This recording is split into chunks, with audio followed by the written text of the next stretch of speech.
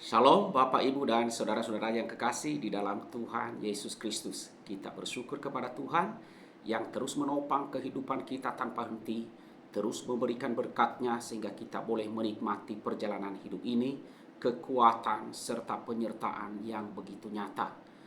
Hari ini kembali kita akan membaca firman Tuhan, dan sebelumnya marilah kita memohon, berdoa di hadapan Tuhan, memohon perkenanannya. Mari kita berdoa. Tuhan Allah Bapa kami yang bertata dalam kerajaan sorga, kami bersyukur kepadamu Tuhan Allah kami. Karena kemurahan-Mu lah seluruh hidup ini kami ada sebagaimana keadaan kami. Engkau menopang dan terus memberkati tanpa henti. Dan Engkau memberikan semuanya itu bukan karena kami layak mendapatkannya, tetapi semata-mata karena Engkau adalah Allah yang Maha Kasih dan Allah yang bermurah hati. Terima kasih Tuhan. Ini kami pada hari ini kami akan membaca firman-Mu dan mau merenungkannya. Karena itu tolonglah kami, layakkanlah kami oleh darah Tuhan kami Yesus Kristus. Berkatilah, berikanlah kami kekuatan sehingga kami dapat menerima, mengimani firman-Mu, menanamkan dalam hati kami dan terus mau berjalan di dalam terang firman-Mu tiap-tiap hari sepanjang hidup kami. Dalam nama Tuhan Yesus kami berdoa. Amin. Bapak, Ibu, dan saudara-saudara yang kekasih di dalam Tuhan Yesus, firman Tuhan yang akan kita renungkan pada hari ini, saya ambil di dalam Mazmur pasalnya yang ke-16. Demikian firman Tuhan. Bahagia orang saleh, miktam dari Daud. Jagalah aku, ya Tuhan, ya Allah, sebab padamu aku berlindung. Aku berkata kepada Tuhan, Engkaulah Tuhanku, tidak ada yang baik bagiku selain Engkau. Orang-orang kudus yang ada di tanah ini, merekalah yang mulia, yang selalu menjadi kesukaanku. Bertambah besar kesedihan orang-orang yang mengikuti Allah lain. Aku tidak akan ikut mempersembahkan korban curahan mereka yang dari darah, juga tidak akan menyebut-nyebut nama mereka di bibirku. Ya Tuhan, Engkaulah bagian warisanku dan pialaku. Engkau sendirilah yang meneguhkan bagian yang diudikan kepadaku. Tali pengukur jatuh bagiku di tempat-tempat yang permai. Ia milik pusakaku menyenangkan hatiku. Aku memuji Tuhan yang telah memberi nasihat kepadaku. Ya, pada waktu malam hati nuraniku mengajari aku. Aku senantiasa memandang kepada Tuhan, karena Ia berdiri di sebelah kananku, aku tidak goyah. Sebab itu hatiku bersukacita dan jiwaku bersorak-sorak, bahkan tubuhku akan diam dengan tenteram. Sebab Engkau tidak menyerahkan aku ke dunia orang mati, dan tidak membiarkan orang kudus-Mu melihat kebinasaan. Engkau memberitahukan kepadaku jalan kehidupan. Di hadapan-Mu ada sukacita berlimpah-limpah. Di tangan kanan-Mu ada hikmat senantiasa. Demikian firman Tuhan yang kita renungkan pada hari ini. Bapak, Ibu, dan saudara-saudara yang kekasih di dalam Tuhan Yesus Kristus. Jika semua umat manusia di muka bumi ini, kita akan tanyakan kepada mereka, apakah yang terbaik yang menjadi peganganmu di dalam hidupmu ini, maka kita akan menemukan, saudara, saya yakin bahwa kita akan menemukan jawaban yang beraneka ragam. Nah, bagaimana dengan Daud?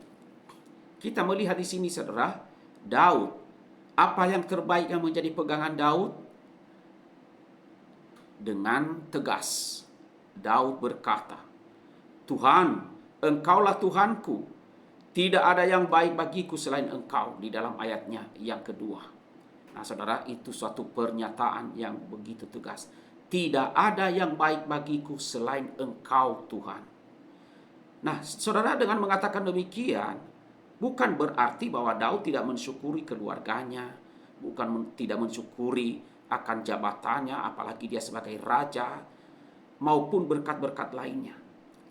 Ungkapan Daud ini semata-mata ingin menegaskan bahwa Allah tidak dapat disandingkan dengan semua hal-hal lain di dunia ini. Allah tidak dapat dibandingkan dan Allah tidak dapat disamakan dengan hal-hal yang lain yang ada di dalam dunia ini. Allah sendiri merupakan sumber sukacita, sumber kepuasan, sumber kebenaran, sumber kehidupan, sumber berkat. Semua itu adalah dari Tuhan.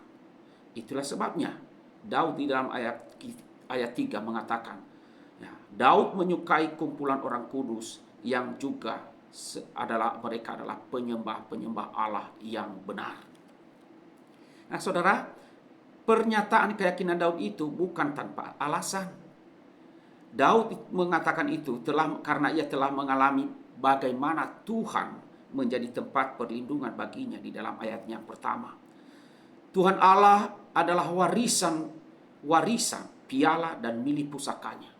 Dan Daud mengalami kepuasan sejati di dalam persekutuan dengan Allah.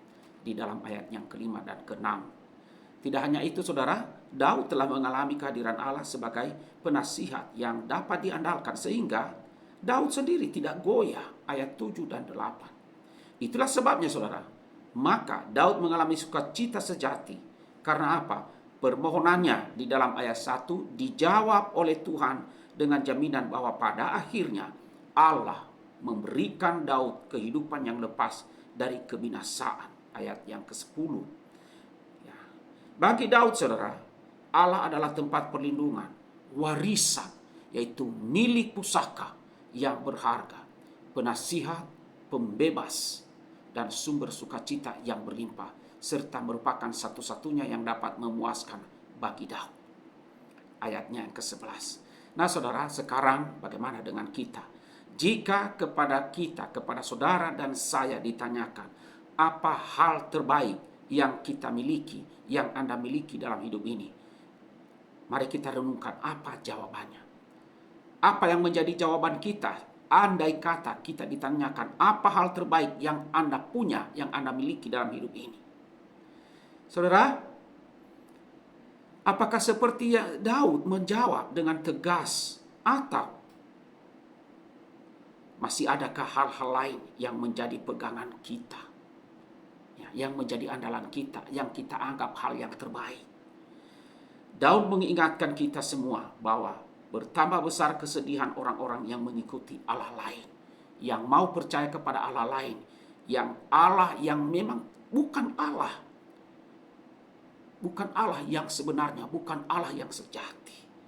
Nah, kecuali kepada Allah yang benar, Allah yang sejati, Allah pencipta langit dan bumi, Allah yang telah membawa umat Israel keluar dari perbudakan di Mesir, Allah yang telah menyatakan diri di dalam Yesus Kristus, Tuhan dan Juru Selamat kita, yang menebus kita dengan darahnya di atas kayu salib.